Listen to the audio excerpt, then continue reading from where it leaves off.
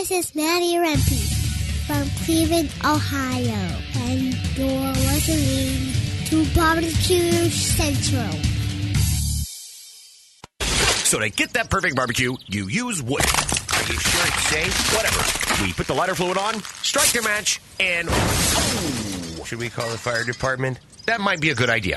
Welcome to the Barbecue Central Show, the show where we talk about all things that are important in the world of barbecue. From big-name interviews with competitors on the barbecue circuit, grill manufacturers and pit makers, to advice on cooking brisket and ribs. You'll find it all right here on the Barbecue Central Show. Your host, Greg Rempe, is a backyard barbecue and grilling fanatic and loves to talk about his passion, which many of us share together. You can learn more about barbecue and grilling by visiting the website, thebbqcentral.com. Now, let's get in the smoke.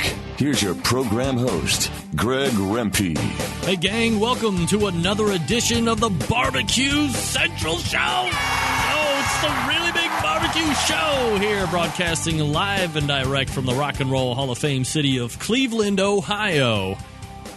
It's the barbecue capital of the North Coast, in case you didn't know about it, ladies and gentlemen. Rapidly becoming known as such, and happy to have you aboard here on our standard Tuesday evening affair where we get into outdoor live fire cooking of all sorts. It's barbecue, it's grilling, it's whatever you want it to be, really, as long as you're doing it outside.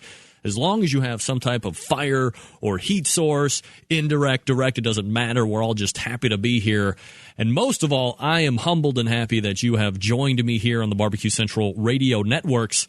We are simulcasting first hour, as always, where the show started, LA Talk Radio at latalkradio.com. Also on outdoorcookingchannel.com with a live video feed from my man Kevin Bevington over there as well. So very excited to be on a number of internet media outlets doing the show each and every week. And it's a great show that you've tuned in for tonight, Centralites. So let me give you some brief information. If you want to jump in on the show, you can do it as always. It's a toll-free number. I pay for it each and every week. It's 877-448-0433. You can also email the show with your takes if you want. Greg at thebbqcentralshow.com. Those are the two ways to get in touch with the show. Here's what's happening briefly before I get into my opening rant tonight. Next segment, and for the segment after that, first hour, for the entire first hour, pretty much, is going to be monthly guest who has risen to seismic and cataclysmic fame by doing a monthly segment here on the show. It's Meathead from AmazingRibs.com, and it's steak on the agenda tonight. So if you've always wondered about steak, the history, how to cook it, the cuts, all the good stuff, this reverse sear method. I've seen methods where they put meat in bags and put it in lukewarm water and bring it up to a certain... We're all going to hammer it all out so you won't have any question on what to do and, more importantly, perhaps, what not to do when it comes to cooking steak. Second hour, we have a regular monthly guest, Derek Riches from About.com. We're going to be going over what's cool and exciting in the world and industry and business that is barbecue and grilling. Derek, always great to have on because he's there to give you the straight dope on what's new out there for your consumable dollars. We don't want to waste money. Oh, no, we don't want to waste money. Derek helps us not waste money, basically, and you can find him, as always, at bbq.about.com. That's what's happening here on the show, 877-448-0433. Greg at thebbqcentralshow.com is the email address. All right, ladies and gentlemen, it's now time for a review on the show. Got it last week. You heard it here a week ago. I had Heath Hall on from Pork Barrel Barbecue. They launched Q Cologne. It's as far as we know, the world's first fragrance for the outdoor barbecue and griller. This can be found at porkbarrelbbq.com/Q. That's QUE. Ordered it last Monday. Had Heath Hall, as I just said, on last week to talk about the official launch. He pumped me up. I was excited that it wasn't a gimmick and that it was indeed for real, a real product that I was going to be able to put on my person. Showed up on Friday night in the box. And that was pretty much where the positive stuff kind of ends for me, guys. Now, before I get into this whole take, I really need to stress this is just, on a very personal level, I really like Heath and Brent a lot, and I appreciate the time that they make for the show. Both Heath and Brent have been very successful in the sauce and the rub end of things. Huge fan of the rub. Easily one of my favorite all-time rubs ever. Always have it on hand. I was a little worried when they launched barbecuebackyard.com a little earlier in the year. That was that whole internet interest that they had. But that seems to be a success as well. So my not being as skeptical as some when Q hit, I guess was warranted in my opinion, because they had kind of earned that respect from me. I had doubted the online thing. They were getting that up and running and successful, proved me wrong. So now I was going to go ahead, give them the benefit of the doubt first before I became skeptical again. So let's recap very briefly. The sauce is definitely a hit. National magazine recognition and awards. The barbecue rub, simply one of the best rubs out there, hands down, no doubt about it. The online forum, definitely a nice place to hang out, both for the backyard and the competition cooks, so you can always check that out at bbqbackyard.com. And then we have the cologne. Sorry. It's a swing and a miss, guys. So anyway, the box showed up Friday night, and I have to say, Heath did a great job selling me on Tuesday. I was pumped up. I unpacked it, and I could kind of already smell it, which I thought was a little odd because I unwrapped it from that nice bubble pack and gave a little sniff of the bottle. I'm like, is that smell coming from inside the bottle? Or did it attach from like the warehouse or something and then it got shipped? Typically, you don't smell cologne or perfume when you have the cap on, and you can't like smell it from the glass. But this was a little different, I think. So I removed the cap and gave it a good sniffy sniff, and really, like a lead pipe to the face. Holy crap. Those were the only words that came to mind. Holy crap. And the next word that came to my mind was offensive. I mean, it was bad, really bad. And I know they were kind of going for that meat and sweat and smoke, but this, at least in my estimation, and again, this is a personal thing here, this was captured all wrong. If this is what barbecue smells like, then I either stink more than I thought to the point of giving people headaches and vomiting, or I need to change the concept and focus of this show starting right now. I kept going back to give it a sniff. Like, there's no way it could actually be that bad. I need to give it another try. But no, every time, just as bad as the next. And now it was like sticking in my nose. It was giving me a headache. And I couldn't actually bring myself to press the head down and actually release Q into my house, like via the air. It was that type of a smell where I didn't actually want to. I couldn't do it. And I was not going to be able. So anyway, I couldn't release it in the house. On top of that, I quickly surmised that I was actually not going to be able to wear it on my person. I just dropped $25 on something that I was not actually going to be able to use because I didn't want to run the risk of potentially offending my customers. But quite frankly, I didn't know if I could actually handle me smelling like that for 9 hours. I didn't know if I could handle my own self smelling like that, to be quite honest. So, you're probably asking yourself, Rampy, what does this stuff smell like? Great question. Let me tell you. To me, it smells like Heath and Brent were able to capture a burning meth house that had been extinguished with like 900 gallons of water and then left to dry in 100% heat and humidity. And then they found one of those wood beams and kind of gave it a good ringing. And that liquid that came out of that wood was put like right into the bottle and was shipped out for purchase. It was, let's say, way smoky, to be very kind. But it was not smoky like sweet. It was smoky in a bitter way, kind of like in that hot fire creosote kind of way with hints of liquid smoke, which I think we all know by now. Liquid smoke, not a fan. And then attempted to sweeten it up a little bit with something. I couldn't really figure out what it was until I really sat down and continued to sniff it. And I think it was like what we used to burn in church for like high ceremonies. It's that incense that they burn in Catholic church, like during communion and during the breaking of the bread and all that. At least that's what I thought it smelled like.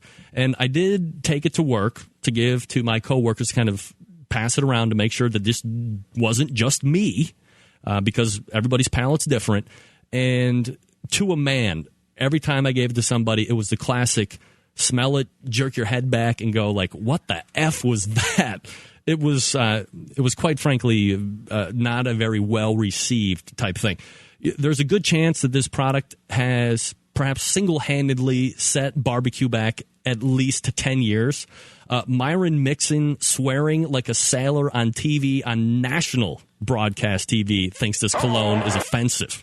Sweaty gym socks that have been hiding in a musty hallway closet for 2 months are laughing at how bad Q Cologne smells right out of the bottle. And I'm not going to try and over-exaggerate here because I do love my guys at Pork Barrel Barbecue. And the majority of their products have been a hit. But this ain't one of them, boys. I swear to God. Boys, I appreciate the effort. I can see where you're trying to fill niches here. Believe me, nobody understands filling niches better than me. But perhaps every niche doesn't need to be filled. It can just be left like a gap, and we move on from there. But you buy at your own risk. It's $25 a bottle. So have at it, Centralites. You've been warned. This is just, again, my personal opinion.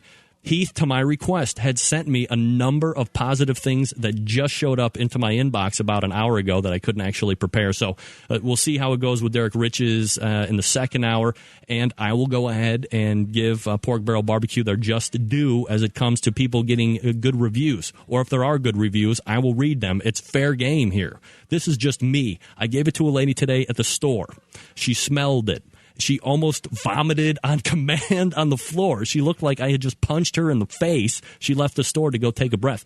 It does not leave the room. If you spray it, it is in your house. Period. End of story. For hours and hours on end.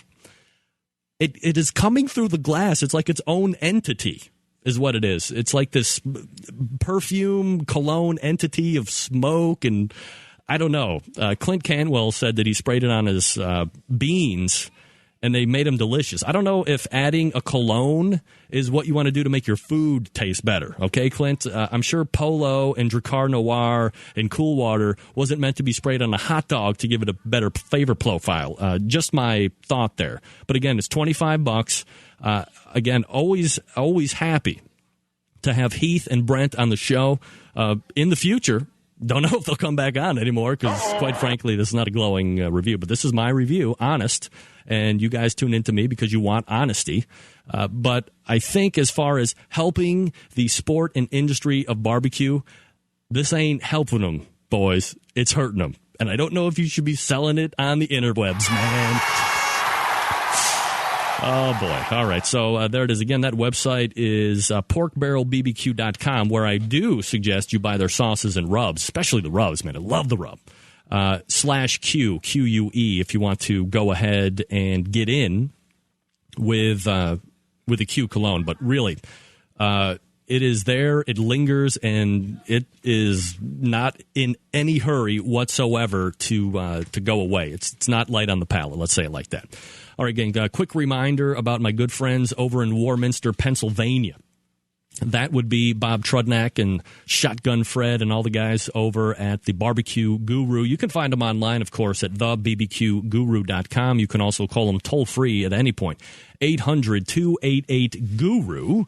And you know who they are. They're the makers, the creators of these automatic pit temperature control devices. There's arguments made back and forth about, well, if you use automatic pit temperature control, it's not real barbecue. Well, look, I think we could digress and say, look, if you're not digging a hole in the ground and using some form of wood burnt down to coals with banana leaves over the top of it, nothing that we're doing here is actually real barbecue. But what you have is a device that allows you, especially if you're working professional, to put your meat on the cooker and not have to worry about where the pit temperature is going to be. It's not going to spike. It's going to be like a cruise control for your pit, and you have to love it. And aside from their 4 models of automatic pit temperature control devices, they are a carrier and a dealer of wicked good charcoal, some of the best charcoal on the market. They carry Blues Hog sauces. They carry Head Country sauces. They got slabs and Dizzy Pig rubs, pretty much anything you need. It's like a one-stop shop for automatic pit temperature control devices and, as I've always said, a host of other products that make your barbecue and grilling life easier, to include their championship award-winning, and I don't say championship award-winning light, okay? Because these guys are out on the competition circuit. Not only are they taking part in competitions, but more importantly than that, they win. They win big competitions, by the way, and they win categories, and they're doing it with their Onyx oven. And you, too, can hook yourself up with an Onyx oven as well. It is obviously very well fitted for any of their automatic temperature control devices. If you want the DigiQ2, the iQ, they have the Procom 4 wireless. It doesn't matter if you're a geek and you want to see your temperature spikes on spreadsheet, you can do that. If you just want something that you can set it and forget it, temperature control-wise, they have one of those, too. Anything to fit your level of geekdom, anything to fit your budget, they have it for you, and you got to support the sponsors of the show because that's why they pay me the big bucks. Check them out. Please do it. You can do it two ways. Again, it's 800-288-GURU, 800-GURU, or you can visit them online, thebbqguru.com. That is the great folks over at the Barbecue Guru. All right, give me a 30-second respite, and we're coming back with Meathead to talk steak. Stick around.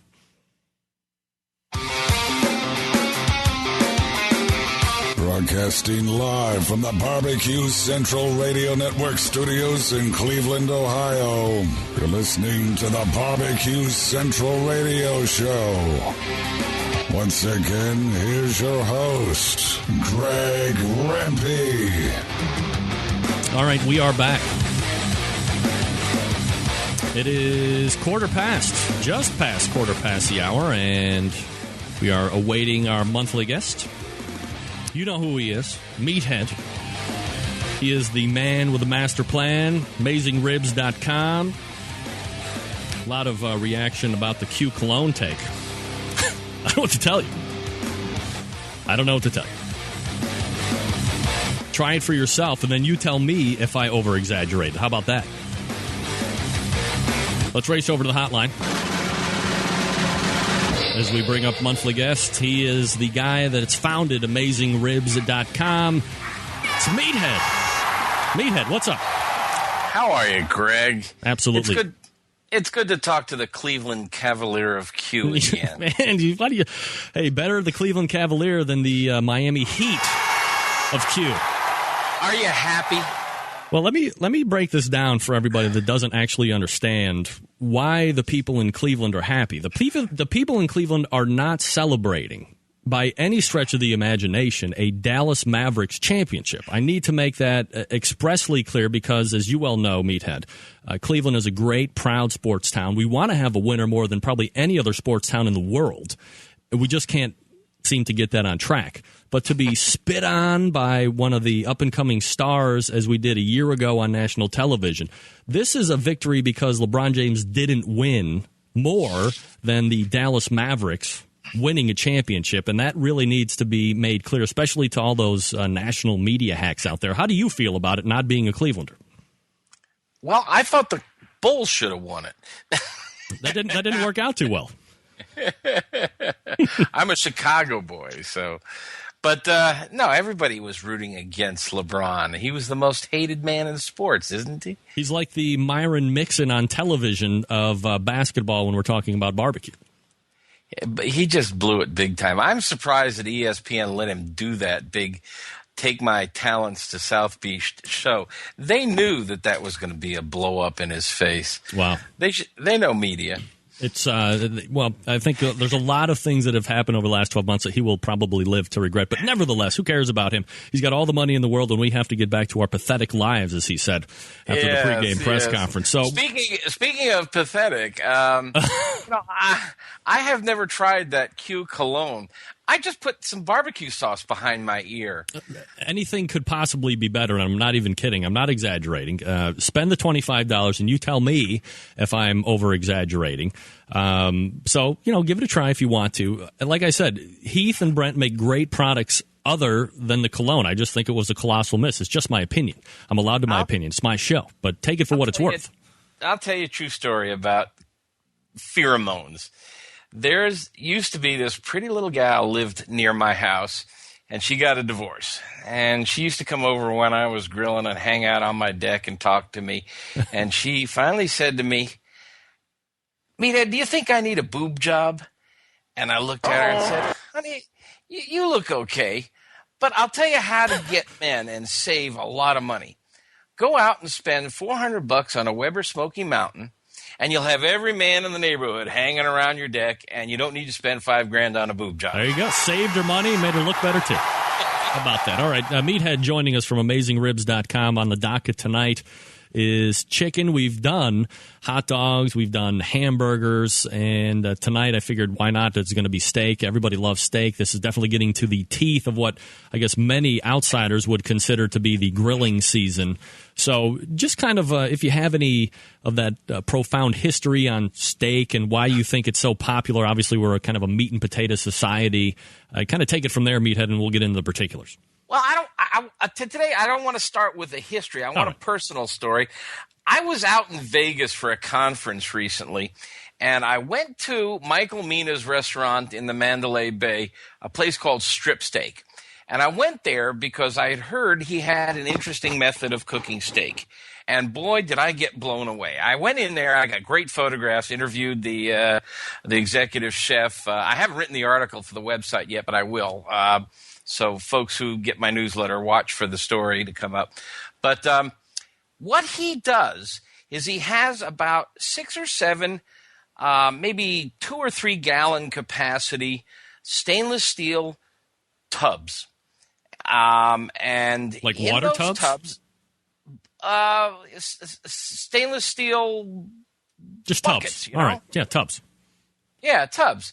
He has melted clarified butter in all of them.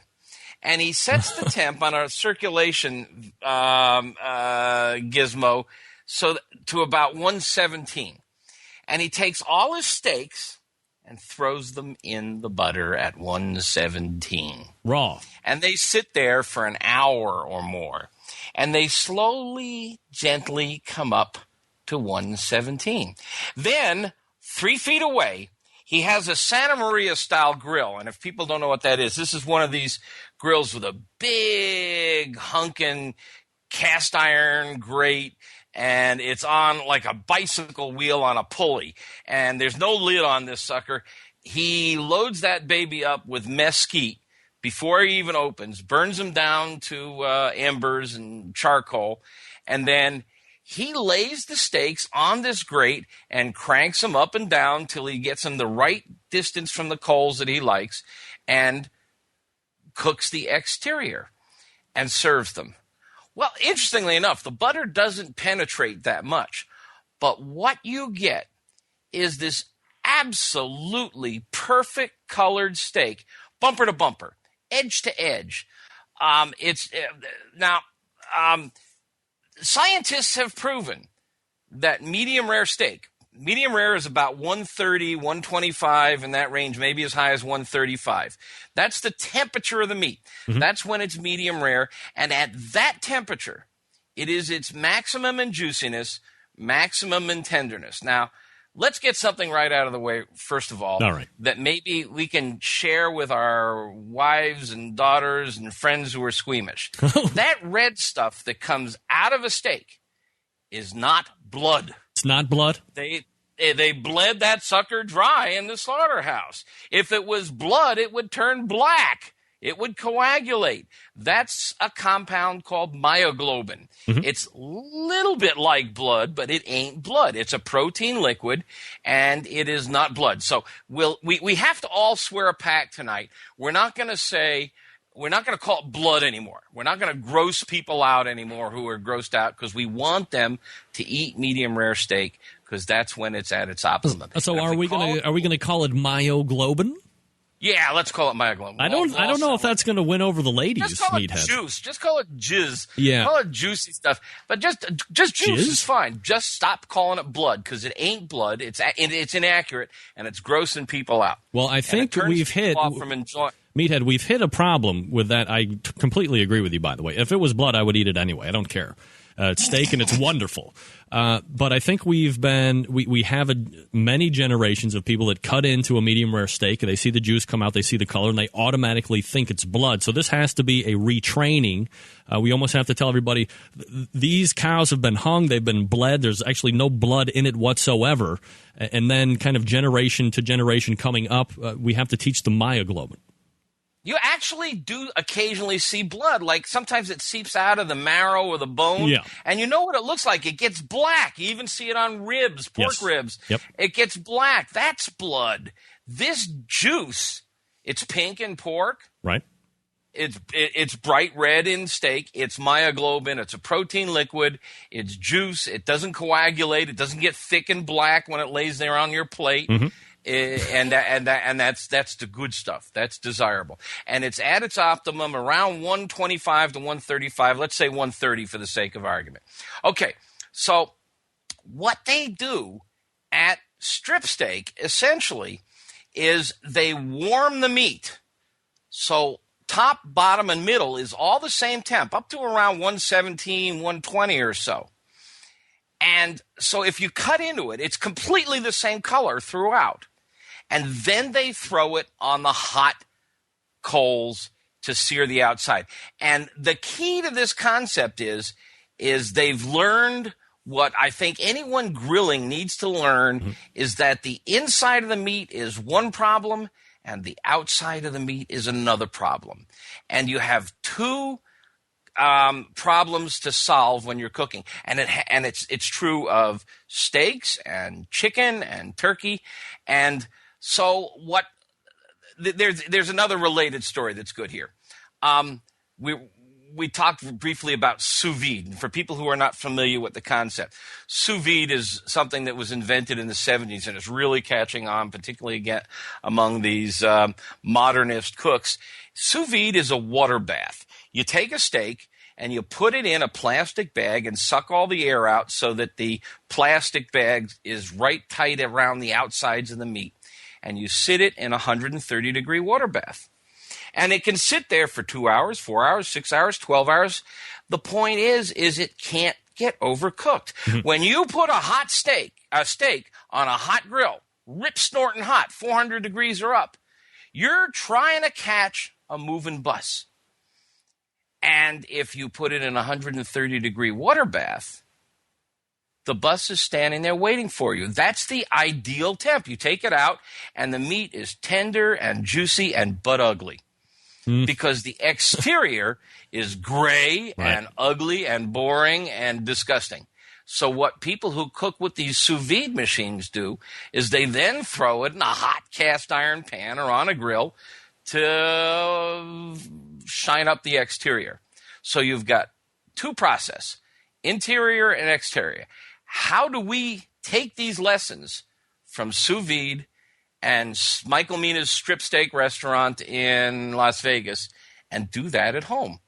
And the technique is what my good friend John Dawson at patiodaddio.com, and I know he's a regular listener, I hope he's listening tonight, he calls it redneck sous vide.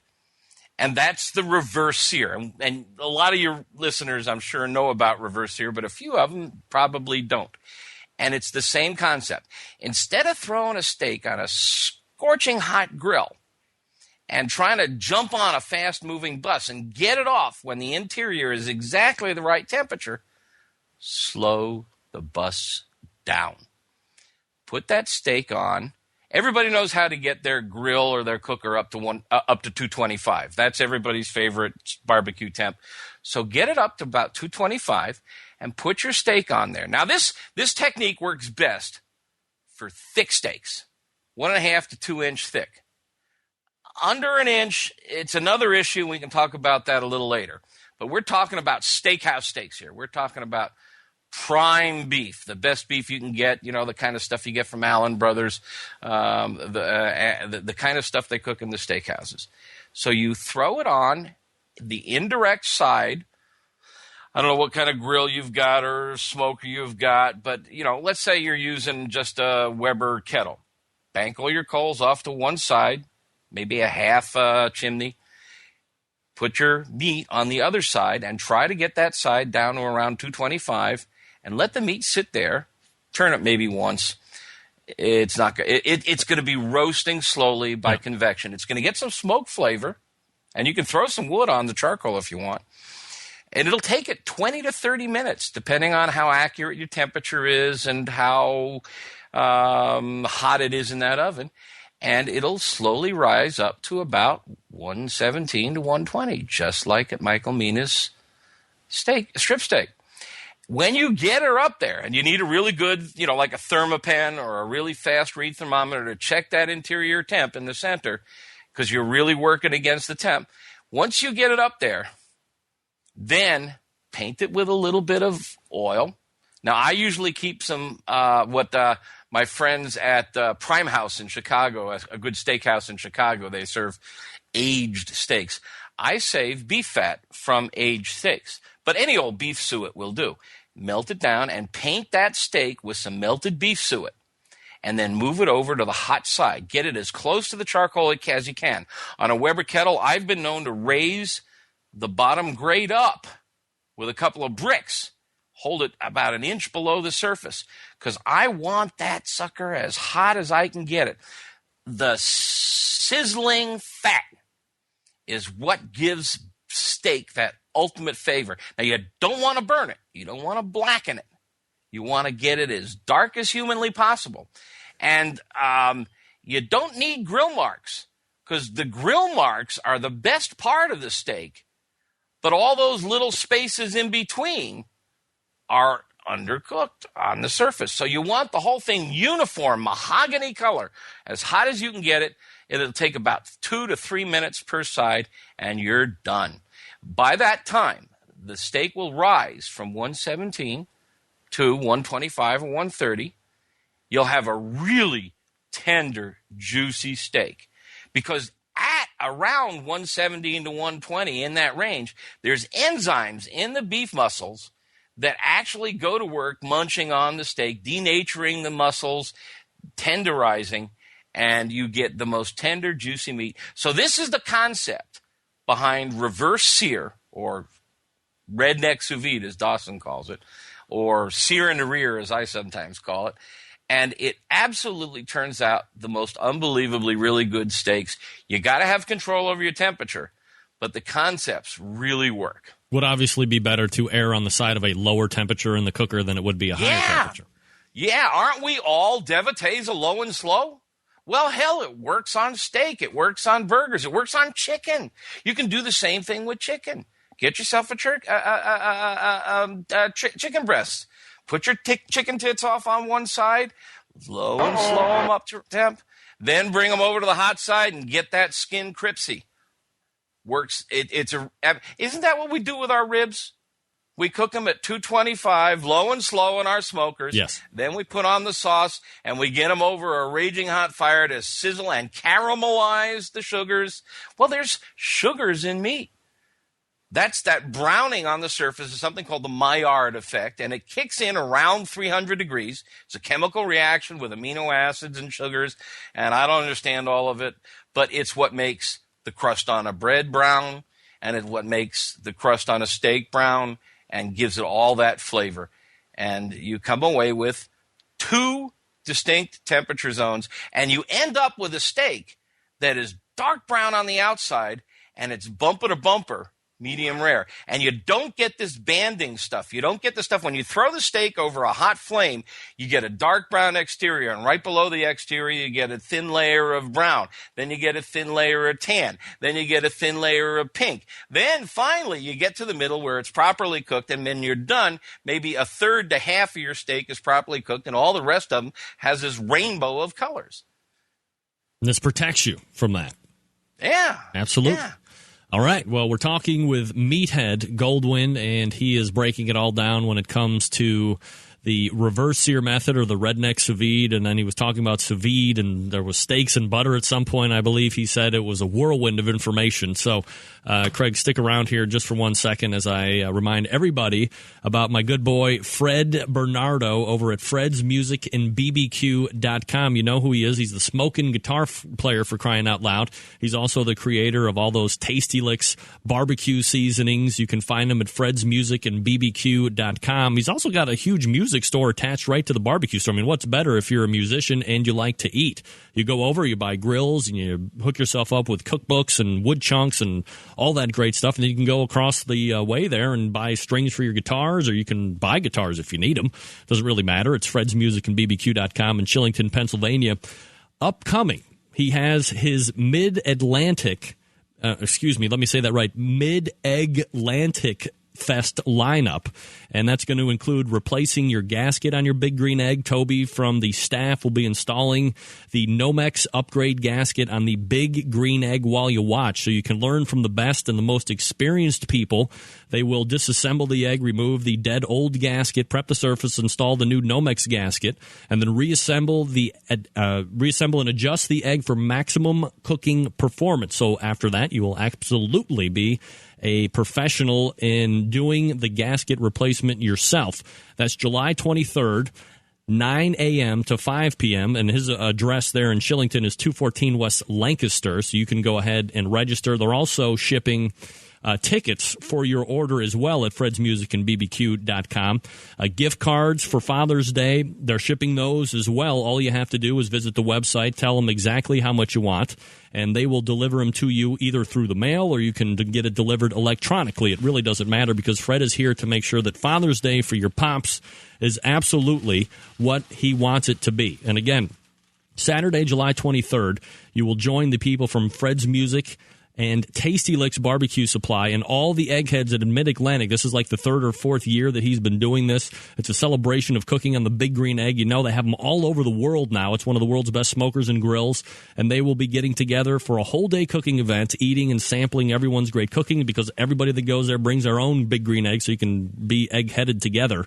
In addition, they'll be having cooking demonstrations by some of the staff there, and they will have newbie egg training by their very own Big Green Egg factory representative, Walter Carroll. So it's going to be a fabulous time, and it always happens out there in Shillington, Pennsylvania. Fred's Music and BBQ.com.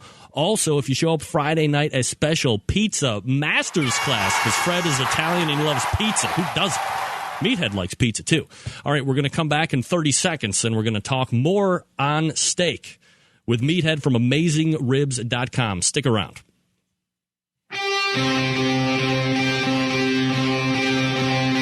Get in the smoke. Call 877-448-0433 to get on the air. Now, here's your host, Greg Rempe. All right, welcome back. We're almost at 20 till the top of the hour, talking with Meathead and steak. Broke down sous vide, reverse sear. Meathead, what I wanted to ask you there when you were in a blue streak of information, I didn't want to interrupt you there, was the fact when you were talking about the butter, and then we went into that sous vide cooker. I guess, first of all, how much is a sous vide cooker run? Are they pretty expensive? No, they're actually getting reasonable. They're about $400, $450. Sous Vide Supreme makes one. It's a little box. It looks like a bread box. It's smaller than a microwave. I've got one that they sent me to play with, and I'm experimenting with it, and I got really excited because I thought combining sous vide with grilling would be like heaven in a box. And I'm a little disappointed. The meat comes out of the sous vide exactly on temp, perfectly cooked. It's tender and it's juicy, but it tends to be a little on the mushy side now, and I'm not sure why. I did a couple of a couple of 2-inch thick ribeye bone-in bison steaks the other day. Wow. And what I did was, this is an interesting story. I did one in the sous vide, and the other I did over charcoal. And what I did was I started the sous vide one around 11 o'clock or so in the morning, threw it in the water tub at 1:30, and I took my other steak and treated it the way I normally would for redneck sous vide. And that means about 2 or 3 hours before, at the least an hour before, I salt it liberally, lots of salt on the exterior, and you put it back in the fridge. Or if you're doing it just about an hour before cooking, you can let it sit out at room temp. And what happens is the salt draws the liquids up from the meat out to the surface. And you think, oh, shit, I'm going to lose all my goddamn juices. But they dissolve the salt and suck it back in. It's like this glob from outer space. It comes out grabs the salt and pulls it back in. I actually have pictures of this on my website. I got a page there called Steakhouse Steaks. It has a lot of this stuff on it with some photographs. And you can see this ribeye that I just freshly salted, and all the salt sitting on the surface. And the next picture, you can see it all shiny as the liquid has come to the surface. And the next picture, it's kind of more matte finished as the liquid's been reabsorbed. I call it dry brining. I don't want to stick a steak in brine. It denatures the muscle too much, and it just plumps it full of water. And I don't want to dilute steak flavor with water. But this is a technique that was kind of invented by a woman named Judy Rogers, a chef from the Zuni Cafe in San Francisco. She first did it with chicken, and it really works well on chicken. But it works great on steak too. Dry brining, salt it several hours in advance, and the salt will get sucked into the meat, and you don't have to salt it again. I don't pepper my steaks. When I do this reverse sear method, that searing stage is so bloody hot that it just carbonizes any kind of herbs or pepper on the surface. And let's also dispel the myth that searing seals the meat. It doesn't. They've proven this. Now, this is not news, but for a lot of people it is. I just had somebody come in the other day to my website and tell me, well, didn't I know that you have to sear it first to seal in the meat? Meathead, call that person out. What dummy is that?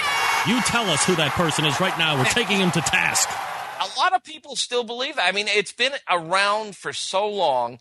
Alton Brown has done a tremendous job of demonstrating on his show that it doesn't. And in fact, there's even some evidence that a steak seared early will lose some of its moisture.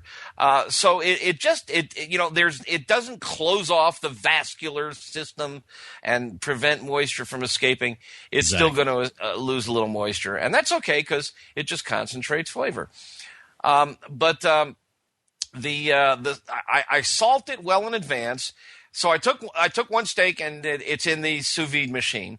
The other steak's in the fridge with some salt, and I salted the one in the sous vide machine. Then I have a hasty bake. That is God's gift to steak lovers. It's a charcoal grill, and the genius of it is, and this thing was invented and built in 1948. It's been around longer than a Weber kettle. It's got a crank, and you can raise and lower the charcoal. And I've got the gourmet model, which is a little bigger one, and it's got, big enough to land an aircraft on. But I push all the coals off to one side, put the meat on the other side, and drop the bed of coals way down. And if I have to, I crack the lid, but I want that meat hovering around 225. It takes me about 20, 30 minutes. And then I raise the coals up, and I can get it right about an inch underneath the grate. And it's got these thin little and I love grill grates, and I absolutely adore them on the gas grills. But in this case, I want those chintzy little thin wire grates because I want the whole surface as dark as possible, not just grill marks. So in any case, I took the ribeye out of the sous vide. And when the ribeye on the hasty bake hit 130, I oiled them both up and put them right over the hot coals and served them side by side. Guess which one was the better? The sous vide. Nope. Not even close. Oh, yeah! Redneck reverse. The reverse sear. Now, the sous vide one was slightly more tender and slightly more juicy. But the charcoal flavor, remember, that other steak had sat on a charcoal grill, indirect convection heat with some smoke. Now, I didn't use any wood. Right. I was using lump charcoal, which lump is really interesting because lump has a lot of impurities in it. Blue bag charcoal, Kingsford Blue Bag, is pure char, and it burns really clean. The lump is imperfect, and it creates more smoke. There's more off-gassing there's more impurities in it. And this stuff had gotten into the meat, and it was just, I don't normally like to smoke steaks. I don't smoke them deliberately or heavily. But this had just such a delicate smell and flavor of smoke. It just kicked the sous vide out the door. Meathead, I have to interrupt you here for a second and take you to task for just one moment. Yeah. You had mentioned that the blue bag, which I'm guessing is Kingsford, we'll mention by name here since we're not a sponsor of the show, that's 100% pure char? No, excuse me, you're right. Damn right. Go ahead. Continue on. As long as we know I'm right. Go ahead. It would be the first time in your life. Oh, yeah. Oh. All right. No, you're right. The char portion of it is pure char, but you're right. There's a bunch of other stuff added. Now, their competition briquettes are a much higher char ratio. Absolutely. But the point there is these guys have these retorts and these cooking systems where they can make a really uniform heat source from bag to bag to bag to bag. And I really admire that when I want to control the flavor. I love lump charcoal, but from bag to bag to bag to bag, it's different. Yep. And brand to brand to brand to brand, it's different. And with Kingsford, I can add my wood flavor and my wood smoke and control it as I want. It's a different thing. It's a quantitative thing, and I know a lot of folks will take me to task over it. But in any case, this bison ribeye done red deck sous vide just kicked butt over the regular sous vide. And it was just it's just a really – now, it was a little tougher, not a lot. It was still tender. This is bison. This is not prime beef.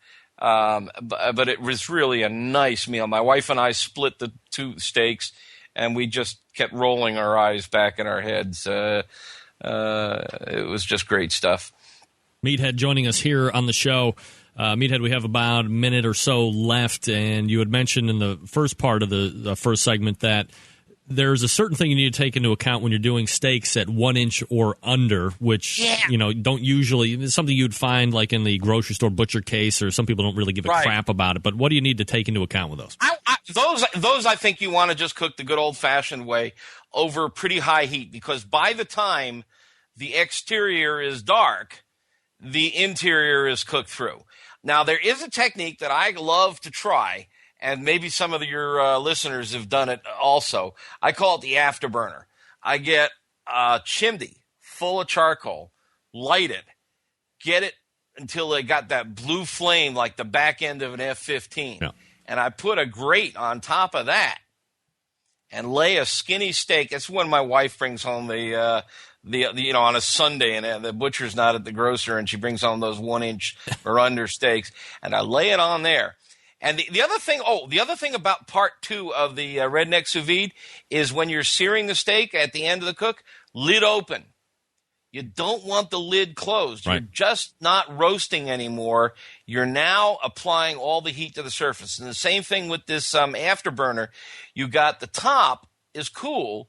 The bottom is scorching hot. I mean, we're talking 1,000 degrees when it's sitting on top of a chimney like that.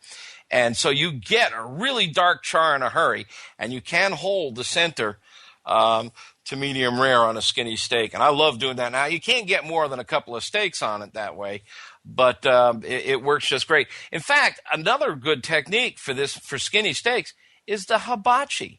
Your cheap old Walgreen throwaway $20 disposable beach hibachi without a lid. But you can put the meat right on top of the coals. Now, I know Steve Rakeland and a few other guys like to throw the meat right physically in contact with the charcoal. That's the caveman method, and that's kind of cool and macho, but I just don't like picking ash off of my steaks and out of my teeth, and so I want to put the meat just right on top of the coal, but not actually on the coal. All right, and before I let you go, Meathead, your favorite cut of steak? Oh, ribeye. Absolutely. Bone in? You like where the bone like hangs off the side, like you've just carved it off a saber tooth? I think that adds a lot to romance, but I think scientifically, you can't prove to me that the bone adds any flavor. That's calcium. That's hard stuff. It's non-soluble. It's not contributing to any flavor. And if it did, it would only contribute to the meat that's touching the bone and not all the way through. I just think it's cool looking to have a lollipop of a 2-inch thick piece of beef. So I like them bone in, yeah. Cowboy ribeyes or something that looks like a tennis racket. That's absolutely don't get any better.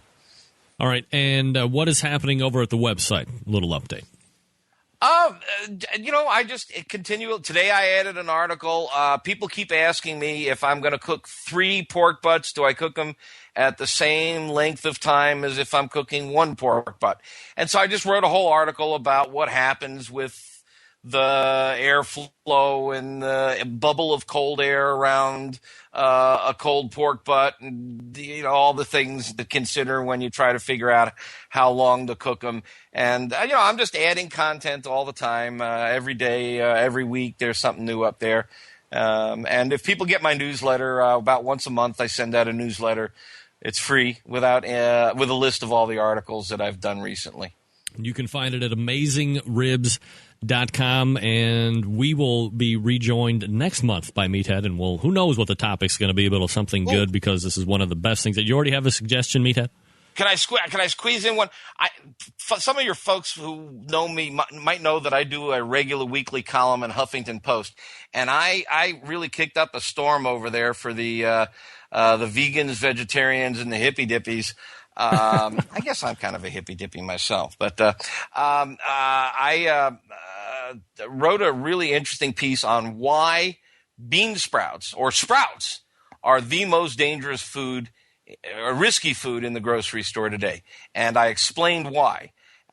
Sprouts alone, riskier probably than hamburger.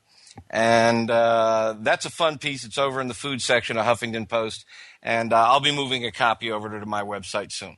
All right, there he is. He's a monthly contributor to the show, and we always have a great, fun first hour when we're talking with Meathead. Always appreciate the time. Thanks for doing it, Meathead. Oh, this is always fun. All right. Take care. Always. It's always a good time. Of course it is. With me, for crying out loud. Give me a break. That was Meathead talking about steaks, mostly reverse sear and sous vide and all this great. So, I mean, if you think you've mastered it through the grill the traditional way and you would like to branch out and try and get that nice uniform color from top to bottom, those are some of the methods that you're definitely going to want to give a try to. So go back and review in case you didn't write everything down as he was going at a rapid rate during the second segment, and you might have missed something. So go ahead and listen to the archives. If you miss any segment of the show, you can always come back to iTunes.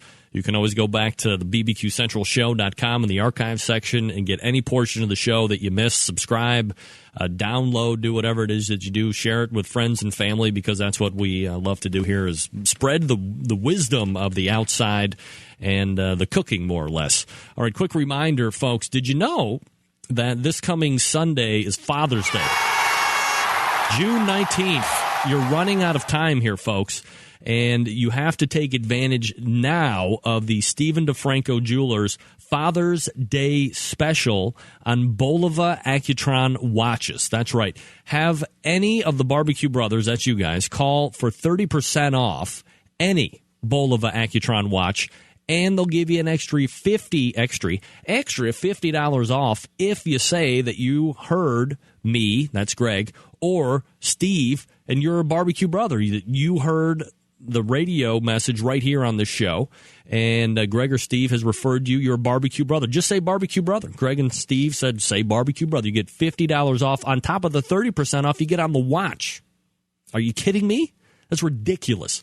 You have to go over to Stephen DeFranco. That's DIFRANCO, StephenDeFranco.com.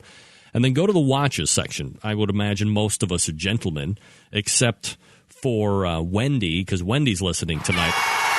Wendy, you want to go to the ladies section, of course. But go to the gents section. Look at the Bulova Accutron watches. I have one of my favorites already, and with that discount, I can buy like 8 of them. It's outstanding. Nobody else is getting these discounts. It's right here on the show. You're going to get 30% off any Bulova Accutron watch, and then $50 on top of it when you call in and say Barbecue Brother. It's just that simple. Be the first one to do it. I'll send you a prize of my own right here in the Rempe prize closet that I have my own personal stash of stuff that I rarely give out because I don't like everybody that much. So let me know if you do that. Free shipping, of course. Free gift wrapping, of course. Free batteries for life, of course. Free engraving, of course. And free polishing. Get out of it. Free polishing. Heck, they'll even come over to the house and set it for you if you need it to, and I'm sure you guys are well more aware than that. So, again, it's StephenDeFranco.com. There's a banner right on the Barbecue Central Radio Network homepage. Scroll down, click on it, look at your watch, Bulova Accutron watch, 30% off. Get Dad the watch that he wants for Father's Day. Get an extra $50 on top of the 30% off just by saying Barbecue Brother and mention me or Steve. That's Greg or Steve, and you'll be taken care of. All right, we're going to step away for a brief 30-second respite. We will come up and wrap up the first hour. We'll look ahead to Derek Riches from About.com as we talk about what's new in the industry. Stand by. Big name interviews, advice on cooking brisket and ribs, and the only host willing to share his honest opinion on all things important in the world of barbecue. It's the Barbecue Central Show. Patio Daddy-O, I couldn't agree more. Nothing says barbecue like Bulova Accutron watches, especially, sir, when they're 30% off. Don't be even fooled. You know you're the first one dialing up. You love a good deal. 877-448-0433 is the number to call. Greg at the BBQCentralShow.com. Don't forget, coming up about 5 past 10 o'clock, or coming up in the next hour, I should say, Derek Riches from bbq.about.com. Thanks again to Meathead for talking about steak. Really a lot of steak talk right there. You want to call in and weigh in with your own steak thought here for the next couple minutes, you're more than welcome to do so. 877-448-0433. Greg at the BBQCentralShow.com. This note in from Wayne, and I did want to get this in. Wayne is running a contest right now at his blog with a giveaway from Draper's Barbecue, and it ends tonight, that's tonight, at midnight, and he'd like to see a few more entries if possible. So if you're a fan of the show, you're currently listening right now over the next couple hours, because if you listen to this tomorrow on podcast, pretty much you are crap out of luck. You can win a bottle of sauce, a bottle of rub, and a handsome Draper's Barbecue pint glass. And who doesn't need another pint glass for crying out? Pipe glass. I mean, pint glass for crying out loud. Visit the blog at Big Wayner. What? Uh-oh. Big Wayner. BigWaynerer. BigWaynerBBQ.wordpress.com. BigWayner.wordpress.com. Follow the URL. It's right there at the top. It'll say something like we're hosting a giveaway, and then just go ahead and click on that. You will be taken to the actual page where you can then register for the giveaway. Well worth it. You can just leave a comment at the bottom about how you're going to use the sauce and the barbecue pack. You can also tweet about it. If you have a Twitter, you can just copy what he has written down and just go ahead and tweet it. Or there was something about Facebook. I think you have to the Facebook the page or whatever. But if you want to have a chance, very easy chance of winning some of the best and upcoming barbecue stuff that's out there on the market, you want to get some Draper's barbecue rub, some Draper's barbecue sauce, and a pint glass. BigWaynerBBQ.wordpress.com is the link. So there is Wayne coming in tonight. Also, we have coming up very shortly one of the best competitions around the Washington, D.C. Safeway barbecue battle around the corner.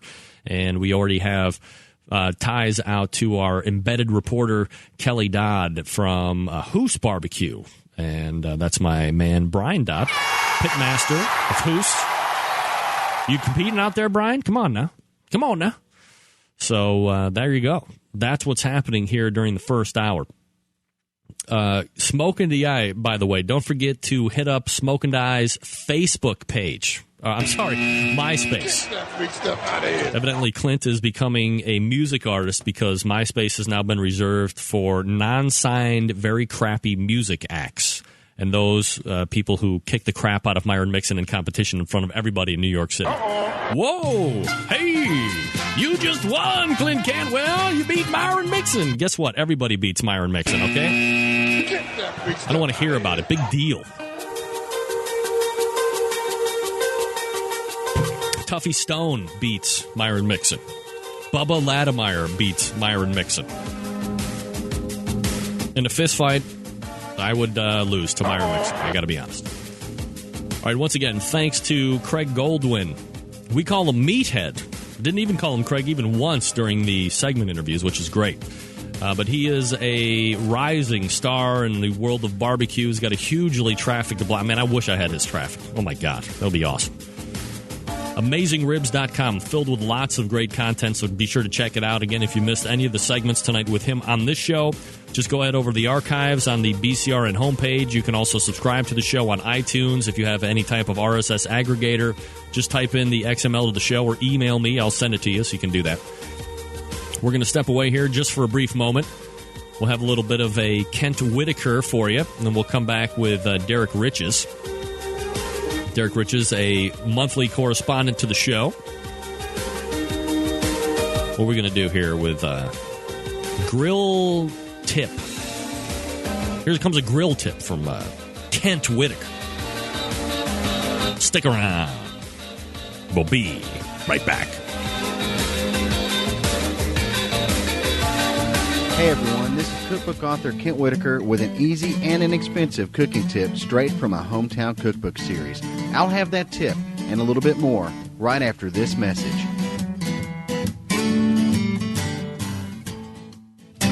Hey everyone, cookbook author and award-winning barbecue guru and homestyle chef Kent Whitaker here. You know, one thing I've learned over the years is that homestyle cooking can't be beat. So if you need a great cookbook that's easy to follow and is similar to having a great conversation on the front porch with family and friends, then pick up one of my books at your favorite bookstore. Sheila Simmons and I are crossing the country in search of great recipes, from Texas to Georgia, from Tennessee to Alaska. So just ask for one of my cookbooks at your favorite bookstore, or visit me online at thedeckchef.com. I'm Kent Whitaker, the Deck Chef. I'll see you at the dinner table. You know, I get this email question a lot, but this one's coming from Jerry in North Florida, and I'm assuming he's listening to our station in Opp, Alabama, our affiliate there. Jerry, the question is a great one. Kent, why do you suggest heating up the grill before you start cooking? Is there a reason for this other than just knocking out the cobwebs? Well, obviously, Jerry's heard one of my demos or heard me online or seen one of my book signings where I talk about this. I do suggest that you fire up the grill just like you would an oven or a stove. Well, one, you're going to knock out the wee beasties. Think of your oven or your stove being outside and all that grease building up. You don't want the flies and the spiders and the gnats or whatever crawling all over it. You're going to fire up the grill. Close the lid, put the lid on it, cover it, whatever you want. Get it up to a nice heat, and it's going to burn off any cobwebs or any kind of contaminants, any kind of wee beasties, but it's also just like preheating your oven. You don't throw something into a cold skillet, and you don't put a frozen pizza into a cold oven. You preheat it. Same thing with the grill. Close the lid, fire it up, close the lid, bring it up to heat, and then start cooking. A lot of great recipes online at thedeckchef.com. Until next time, I'm Kent the Deck Chef Whitaker, and I'll see you at the dinner table. Hello, everybody. This is Gary Vaynerchuk, host of Wine Library TV, a.k.a. WLTV, and this is BBQ Central. From my heart and from my hand, why don't people understand my intention? Happy to have you aboard here for the really big barbecue show. We cook because we have to, and we grill because we want to. Fine, how's it going? You have a great show. I'm a big fan.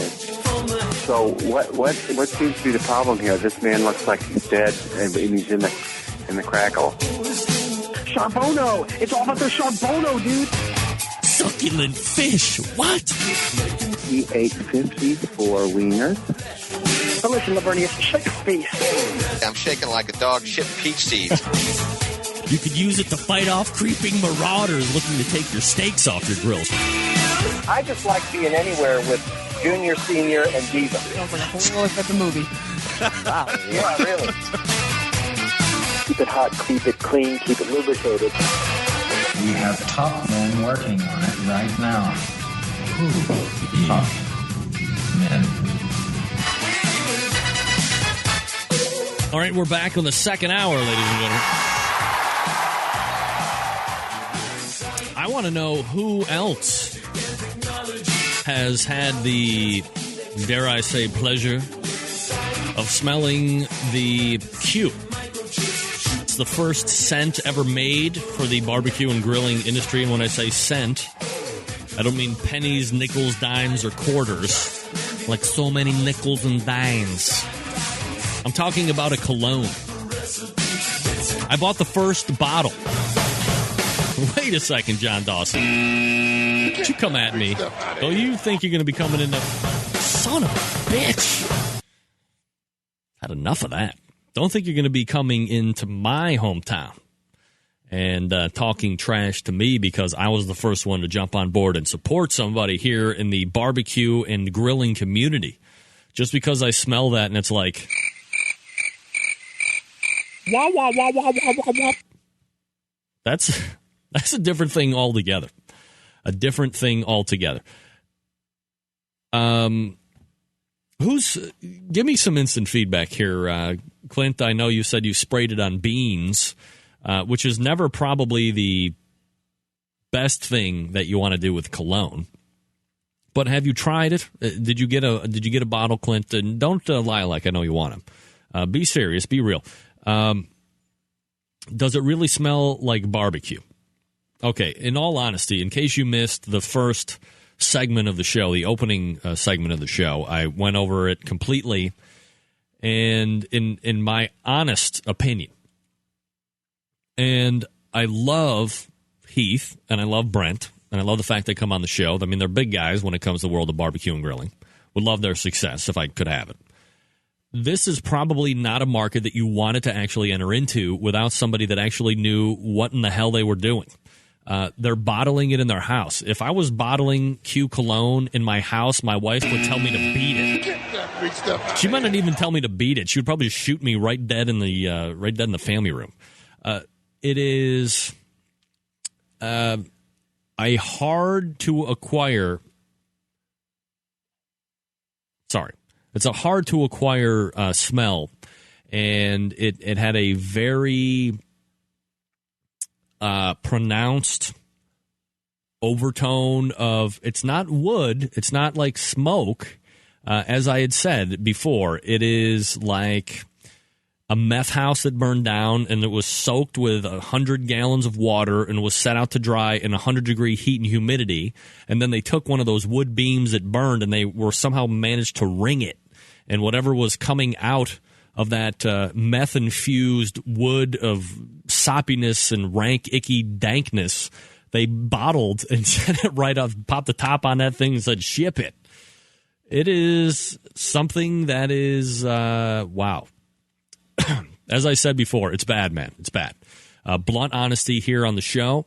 You send something to me, and I don't even have to pussyfoot around this bad boy because I spent $25, and I want my $25 back. It's probably something that I would pass on. If you have $25 extra to throw around, you might get more of a benefit of just sending me $25 in cash, crisp and clean dollar bills. You might get more of a benefit out of that. When I smelled it, I thought, you know what? I don't know if there's any way that I could actually put this on my person and smell myself like at a shift of work. I work 9, sometimes 10 hours a day. And sometimes I'll wear a little cologne, spice it up a little bit, keep the ladies interested. When I smelled it, I was like, blah! And then like 5 minutes later, I was like, is there any way that it was really that bad? So I took it back over and put it, and I was like, damn, it was that bad. What the hell? So then I had to quickly come to the realization that I wasn't actually going to be able to wear it. There's no way I could wear it. I didn't want to smell my own self, And then since I'm in sales and I'm dealing in a retail area, I didn't want to offend the people that were going to be spending money with me. They would probably run away. It is like, it's exactly like what John Dawson just said. It smells like distilled creosote. It's gotta be one of the worst smells that I have ever smelled, to be redundant, coming out of something that should kind of enhance your overall odoriferous emanation. This isn't helping anybody. It's really not. I passed it around to my coworkers. Each one of them were more offended than the next. And somebody sprayed it once in the back by the self-paid kiosks in the back by AT&T. And it's there for hours. If you even make the mistake of going, it's there.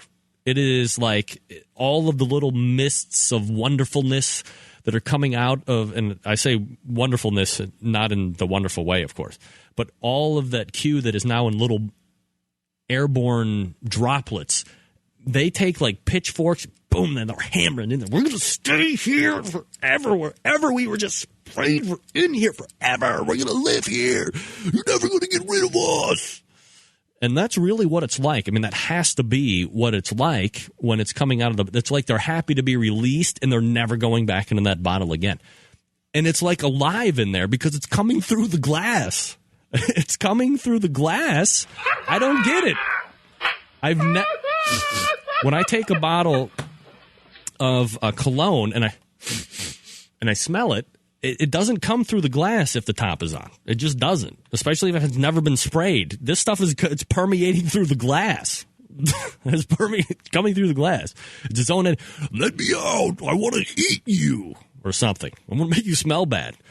I swear to God, unsolicited.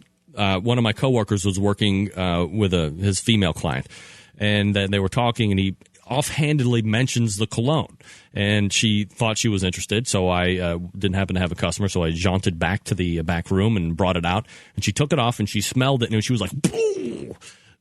Like I had punched her in her face, and then she ran away out of the store into the car, and she actually sprayed herself with some other thing to like cover it up, but it didn't work. It was like it was overcoming anything. It's like some type of E. coli that is cologne. It's not cologne. It's E. coli or something. I don't know. Anyway, yes, dear. Good night. Got to say goodbye. Good night to the kids there. Good night, kids. Take it easy. So you tell me if I. You know what? I'm even going to do you one better. Let me, here we go. Let me pull these up here from Facebook.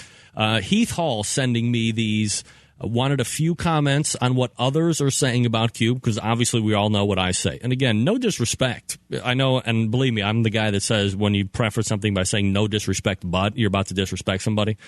Heath and Brent have to know I'm coming from a good place here. I'm honest. And I'm a consumer here. I spent my $25. They didn't just send this to me for free and I have to pussyfoot around here. I was a consumer that laid out cash, and now I'm giving you my honest review. It's nothing that I would ever give to anybody. It's just me. I don't like the smell of it. So, and you buy cologne because you like the smell of it. Initially, you're buying it for you. It's a very selfish thing. I mean, you want it to smell good for other people, but you have to like the smell of it first in order to want to actually purchase it. And I can't imagine that a lot of people are going to smell this first and go, oh, well, that smells very delectable, and I believe my olfactory senses will enjoy this for hours on end, and by the way, so will everybody else that sits next to me. I don't think that's going to be the case. Clint smells like love and puppies. That's right. Here's what some other people are saying. April McIntyre, Monsters and Critics. I have no idea what that is. Looks like a online blog of some sort. Says what it was. Highly complex, initially jolting, understatement, and an intriguing dry down reveal of clove and heady notes.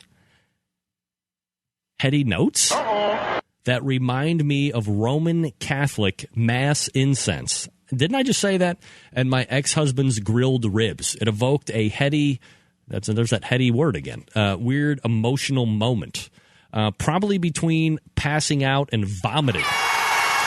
I could not stop sniffing my wrist, making me hungry as long as I wore the scent. I don't believe that for 1 second. April, I don't believe it for a second. I can't believe that you would think that stuff is smelling good on your wrist and that you keep smelling it and then you're getting hungry.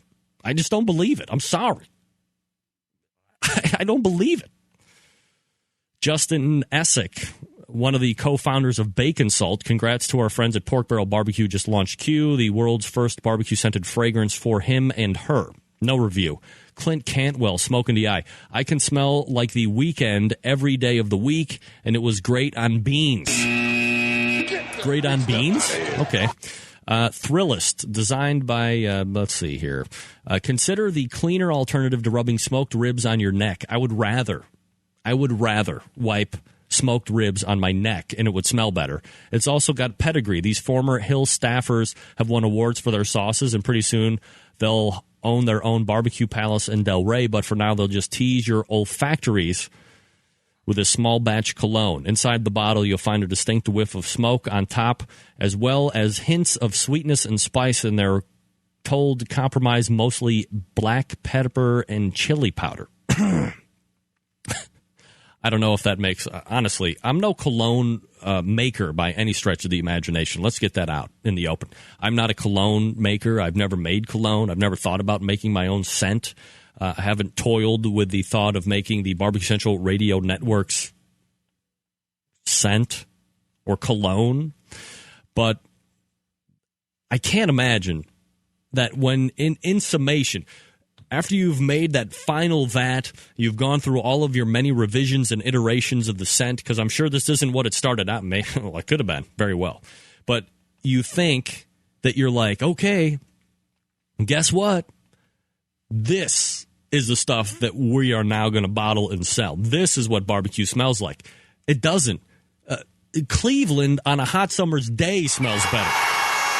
10 times better. 10 times better than what Q smells like. And so I don't know if that answers your question for those of you guys that missed the opening segment. If it doesn't, just go back and listen into the opening segment of the show in the archives. Again, if you've missed any segment of the show, you can always go back to the Barbecue Central Radio Networks and get the show there in replay. You can also find it on iTunes as well. But now we race over to the hotline for monthly guests, and you find them on bbq.about.com. Derek Riches, one of our favorite guests. Derek, how are you, buddy? Good. How you doing, Greg? Doing absolutely fantastic, Derek. I'm vamping a little bit on this Q cologne that was introduced to the market. It was a week ago. I had Heath Hall from Pork Barrel Barbecue on last Tuesday, and he was hyping it up. He got me excited. I actually was the first person to actually buy Q cologne and have it sent out. Were you able to get an advance copy yourself, or what have you heard about it, if anything? I kind of declined getting an advanced copy. Wow. Not at all interested. Really? Not at all? You know these guys, right? You've seen them around. Oh, yeah, I know Heath, and we've met up on several occasions. You know, and nice guy and quite the entrepreneur, but I don't know if I would have gone that direction. Sometimes, as I said in the opening mantra, or the opening monologue, sometimes niches just don't need to be filled. Yeah. Oh, definitely. Absolutely. Definitely. Derek Riches is talking to us. You can find him bbq.about.com, and the Twitter is about_BBQ? Yeah, I think so. All right, that's the one. Obviously well updated. All right, so we have Derek on every month because sometimes we run into discriminately spendable cash, and we love barbecue and grilling, but we want to make sure that we're spending our money wisely. So the first thing that I wanted to hit up with you tonight, Derek, was these rumors on a Weber Smoky Mountain, not bigger, not a 18, not a 22, not a 48, but a 14.5 inch. What do you know about that? Well, you know, a long time ago, Weber used to make 14.5-inch WSM. When they bought the patent from the inventor, that was one of the original sizes. They produced it for about 2 years, didn't really market it, and it just disappeared. So that was in the 80s, early 80s. So, you know, I'm sitting around one of these places, and, you know, where barbecue people hang out. And so I started hearing about, you know, this rumor that this was going to come out. I did some checking on it, and seemed really valid to me. Source for the information was really good. So I put it up on my site. It gets picked up by Virtual Weber Bullet people and EDQ Brethren and some of those places. And I get an email from Weber saying, well, as much as we love the attention, we hate putting out false expectations. So I write back and say, well, the person who told me about it was very confident and very well connected. So then I get an email back, and let me actually grab it here real quick. Ooh, so scoop. Hold on. Wait. 1 second. Email right from Weber. Go ahead. Ready? Here we go. Email from Weber, right down on Daniels Road, Palatine, Illinois. And it says, let's see here. Based on the support we have received from the comments, we may actually move up the launch date for this product. So it wasn't a rumor to start with. They just didn't want you talking about it. Well, they've got a product. They want to put it out there. They don't want anyone, they don't want everyone to know about it until it actually happens. And I understand that. That makes sense. So what do you think about a 14.5-inch Weber Smoky Mountain? It's going to be 4 inches smaller than what is now their smallest, which was, the flagship of the Weber Smoky Mountain line. Now they have the 22.5-inch one as well. Is it wise to go smaller, and if so, why? Well, okay. Just to get an idea of what the thing looks like, it's a Smoky Joe converted to being a smoker. And if you go around, you can find conversion plans. They call it, I think they usually call it the tamale can conversion. The 14-inch wide metal can you put on there with a cooking grate does this. What's the number one complaint people have about the 22.5-inch WSM? That it consumes a lot of fuel. Yeah, a lot of fuel.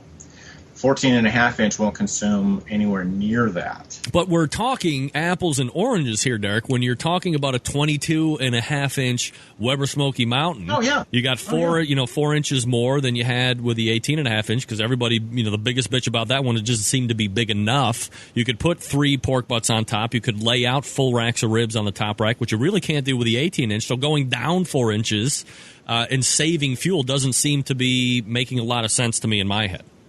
Okay, I really strongly doubt we're going to see a lot of these at Memphis in May. However, for people who've got a small patio who want to maybe smoke a chicken or a rack of ribs, if you cut it in half, something like that, I think there is a market for it. It's really small, patio people, retired people.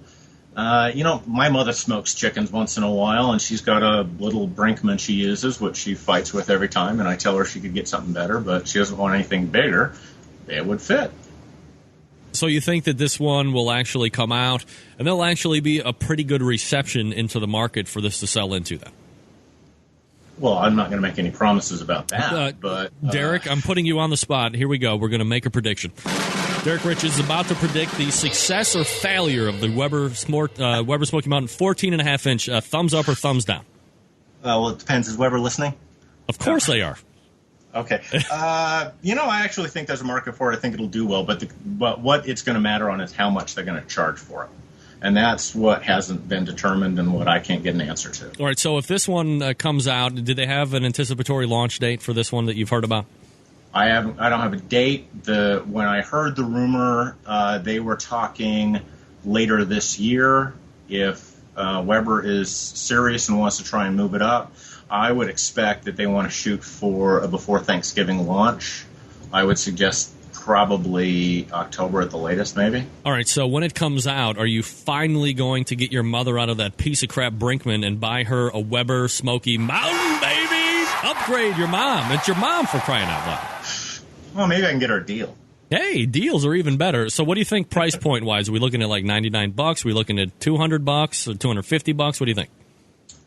I think that we're looking probably about $150 in that range, maybe a little higher. I think if they go too high, then it's, what's the point? Could I possibly, Derek, make the argument that at a $150 price point, it would be more beneficial to buy a Weber One Touch Gold, save $20 off of that, and still be able to do most of the same stuff and have 4 more inches of space? Well, yeah, you could suggest that. But I'll suggest the one who makes the decisions. Yeah.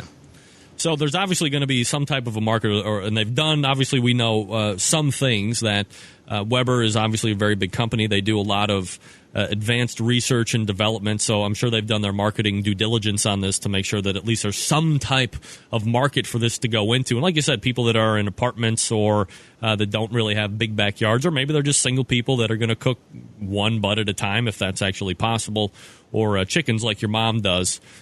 So we'll continue to look for that. We'll stay updated on your blog, as always, bbq.about.com. We're talking with Derek Riches. There is a new version, from what I understand, of this Bubba Keg, which, well, let me back up. It was the Bubba Keg, then it was the big steel keg that was hitting the market. Now it's going to be the BSK 2000. Sounds like some type of hot rod, and it's going to be a stripped-down version for about under $600. So for the people that aren't familiar with the Bubba Keg initially, where it went, and now where it's going, give us a little history lesson on that and how it's brought up to present day. Well, basically what the Bubba Keg is an attempt to make a Kamado-style grill that's not ceramic, that was portable, could be used for tailgating. So it's a dual-layer metal shell, high-grade insulation in between, works just pretty much like your standard Big Green Egg, right, which is, it is the exact size. You can swap the grates out between the Bubba Keg and the Big Green Egg. So, it's unique in the fact that it's kind of the only one like it. There's, I believe, now 15 ceramics on the market, about half of them coming out of the same factory. So they had licensed the name Bubba Keg from the people that make the giant plastic and metal drink cups, and tried to sell it, various places. That relationship ended. They continued with the name Big Steel Keg, figuring as long as they changed 3 letters from Big Green Egg that they'd be in good shape. Last December, Onward Manufacturing, the company behind Broil King, Broil Mate, Huntington, Sterling, and I'm forgetting a few, bought the Big Steel Keg. And since they like to tinker with things, they're changing up the lineup here. They're going to have 2 models now. Oh. They're going to have the standard model, which I think if you look out your window, you can probably see. Right. Right. And that is largely unchanged, although, knowing them, they'll probably continue to make a few changes here and there. And then there's going to be a kind of dumbed-down version. Now, the standard Big Steel Keg, I'm getting confused with the names, has it has a cart it sits on, and it's got a trailer hitch that you can put it onto your back of your truck, and It's got a couple of side tables. Well, the new version loses the side tables, loses the wheels, loses the trailer hitch. It just gets a round base like a nest to sit on, so It doesn't have those extras, which does make sense if you think about it, because if you were never going to put it on the back of your truck, what did you want to spend that money for? Yeah, but you haven't. I've never once put I'll call it the Bubba Keg because that's what it says on it. I've never once put my Bubba Keg on the back of any pickup truck or whatever that has a Reesball receiving hitch. But I have it upstairs in the attic. I know right where it is, along with that second shelf that I never used, which was a great idea in theory, but it's really not very functional. But I have it. So to me, and what I've learned in my new position during the day is bundle pricing. If you have the receiver hitch and you have that second grade and you have a few other items and you just work it into the price of the cooker, you can just say, and with this price, you also get blah, blah, blah, blah, instead of stripping it all away and selling it as accessories, where people then might opt not to buy it. People don't always buy a case for their phone or a screen protector for their phone. Maybe they're not going to buy a second grade for their grill or shelves for the grill, and they're missing out. Bundle pricing is what people want, I think. No, what people want is choice, and now there's 2 models instead of 1. But one has nothing. It's like it barely has something to sit in, right? Well, Yeah, I mean, it's basically just, a couple of legs for it to stand on. So what's the impetus for Broil King or Broil Mate or whoever to want to purchase this line in the first place? Did they really see that there was that much of a market to capture with a steel version of a Kamado-style cooker, or did they just have extra money to throw around? They might have had extra money to throw around because they've been buying several companies recently. And I don't know where the money's coming from, but they've had it. They do not really have, they've never really had like a charcoal product in the past. And this gives them an entry into, a charcoal grill line. It also is competitive. And they're a Canadian company, and if you go up to Canada, they tell you not to buy, ceramic grills because they'll break in the winter. So, they've got metal, and they can tell everyone that, you buy the ceramic one, it's just going to break because it's too cold. And also one more thing, they're going to start calling it the Broil King keg. The Broil King keg, of course. Now, dispel any myths or, confirm any worries that if you live in Canada and you have a ceramic cooker that it will crack in the cold. Yeah, I've never heard of it happening. Well, okay, I have heard of it happening, but I think it was a combination of cold and force, not just cold by itself. Most of them, most of the Kamado cookers, they have no problem. They're fine to ridiculously cold temperatures. Some of these cheap knockoffs that are starting to come in, I don't know. I mean, I've heard a lot more cracking stories on those, but have you seen that Cajun Cook ceramic one that they're selling at Lowe's?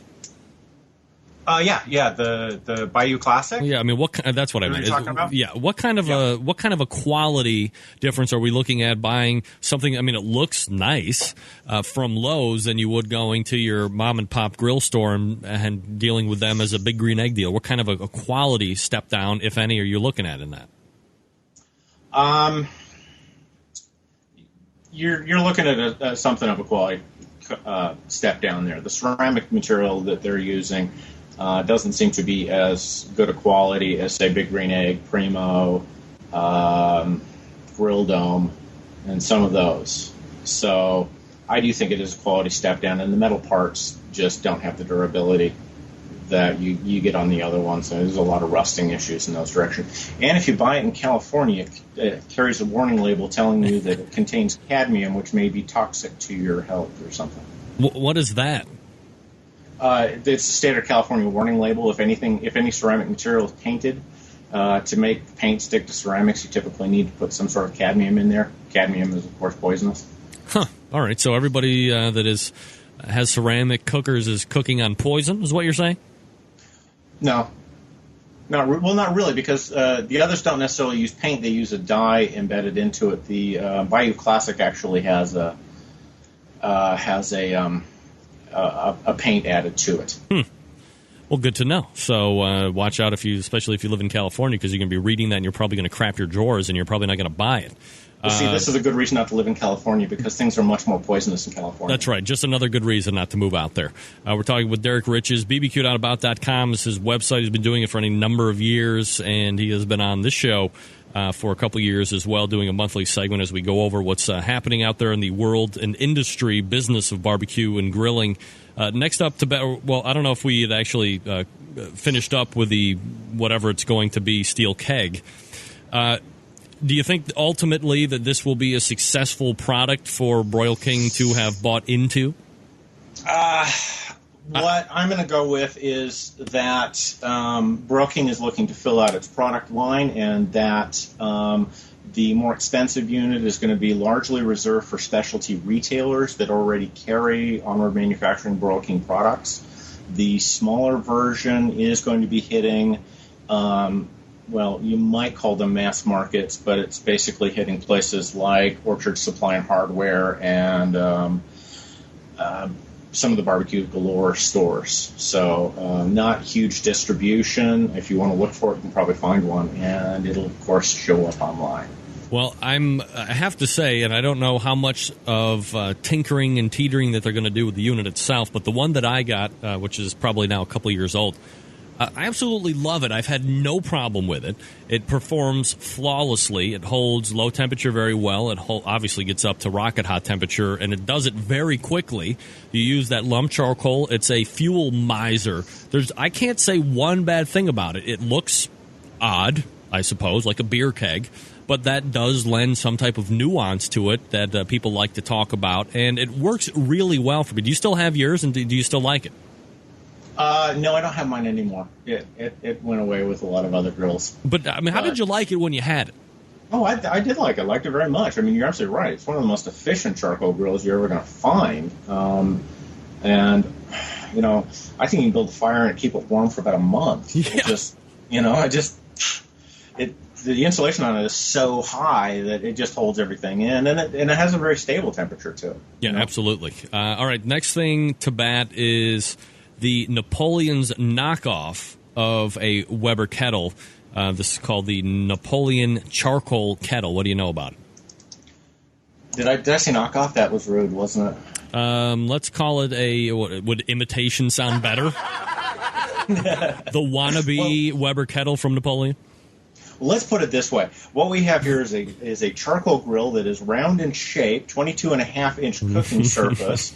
It has a single top vent and an ash catcher vent unit in the bottom, and it has 4 legs instead of 3.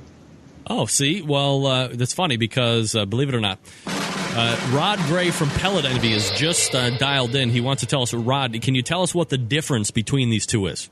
Nothing. All right. Well, aside from the legs, Rod, All right, so we have 4 legs instead of 3. But from what you can tell, I would imagine you've actually laid eyeballs on this bad boy? Yeah, I have. Functionally, it is very much what you would get out of a Weber kettle. What it does have, and this is something I really haven't been able to figure out what it does or what the advantage of it is it has you might call it like a center baffle piece, which sits in the bottom, which is supposed to even out the airflow coming in through the bottom of the grill so it doesn't get hotter on one side than it does on the other side. And it's supposed to, even the charcoal burn rate all the way around the unit. Well, my thing of it is if I fire up my kettle, I'm typically probably throwing charcoal to one side, not the other, doing a 2-layer fire, doing, indirect, that sort of thing. So I haven't really been able to figure out entirely what the advantage here is or that it really kind of answers up to what it's supposed to be doing. Given the popularity of Weber's 22.5-inch, their 18.5-inch, I know they made the bigger one. I don't know how well that's actually selling, but the standard prototypical 18.5-inch, 22.5-inch Weber One Touches and Silver Touches, most popular charcoal grills ever on the face of the earth. I mean, is it wise for other companies to keep coming out with something that kind of looks like what the best thing is, or will people continue to cheap out no matter what if there's something out there? Basically what this is that Napoleon has dedicated distributors. This is a way for them to put that product in their stores without having a Weber contract. The unfortunate thing of it is this is about $200. Really? Yeah. Wow. So not necessarily proven, and they're asking at least, and this is for 22.5-inch model? Yeah, this is comparable to the 22.5-inch Gold. Yeah. The fairly basic kettle unit, I think, runs about 120 to 140, depending upon where you are. Well, yeah, I mean, even on sale, you could get a Performer on sale for right around $200. Yeah. Certainly, if it's always worth keeping an eye out for one of those. Yeah, absolutely. So when is that coming to the States? It's starting to show up in a few stores now, but distribution is really, really limited. It's going through standard Napoleon distribution, and at this point, I haven't seen it online or anywhere. You can buy it unless you're really searching for it. All right, so you have to know where a Napoleon dealer is around you, or you're going to go to a website and possibly figure out where you can put your eyes on one. Right. What was the other thing? There was one thing that I was actually going to ask you about. You were down in Memphis in May this past month, right? No. You didn't go this year? I didn't go this year. Oh, well, were you at the Big Apple block party? No. Derek, what are you doing? You have your finger on the pulse of the barbecue community. What's been going on in the world of Derek Riches? Derek Riches has been staying home a lot lately. Did you have a baby? No, I hope not. Just kind of cooling the jets for a while, or what? Well, I've been working on a few other projects that I'm not ready to completely talk about right now. So something to do with the industry? Yeah, very directly with the industry. Oh, are you like in a consulting role, or are you like are you going to be letting out the next cologne of barbecue or something like that? Yes, as a matter of fact, that's been occupying all of my time is launching a new cologne. I knew it. See, once one rolls out, man, you know there's going to be 20 that come down the pike and try and grab up the rest. Well, everyone wants that. Once they figured out how to, make smoke smell into a oily-based stuff you put behind your ears or wherever, everyone was going to do it. All right, so you're working something within the industry. How do you rate this on it's very big scale? Would you say it's something that you're going to have to come on the show and do this whole Derek Riches Unveil Spectacular? Is it going to be leaked out and I'm going to find it out somewhere from other than you? What do we know? Well, I'm hoping it's really big for me. I don't know how much impact it's going to have for you. But if it's big for you, it's going to be big for me. It's like through osmosis success, I think. Well, if you're expecting to be on my payroll anytime soon, you just keep waiting for that check. Well, I'm waiting for a lot of checks, but that's all right. It's neither here nor there. We're talking with Derek Riches from About.com, the direct website, bbq.about.com, and really one of the most complete websites. I know we were talking with Meathead earlier, who has a very substantial website himself at AmazingRibs.com. But as far as, smoker reviews and grill reviews and just consistent content that's continually being updated, bbq.about.com is certainly one of the best sites out there. Derek, you keep up with this blog a lot, and you're constantly within the social media. What kind of a time investment do you have to make into this now? When you started it was like 15 years ago or whatever. Probably never thought that it would actually kind of grow and continue on into this, and then to be able to see the industry kind of explode here over the last 5 or 7 years and gain so much popularity. Does it kind of make that whole initial time investment in this whole thing even more worth it? Yeah, definitely. Are you sure? Wow. If I figured out how much I make per hour, I would probably cry, but that's probably because I work about 80 hours a week. So now you've seen a few of the new shows show up as far as barbecue-related shows on television. You had that Best in Smoke series on the Food Network.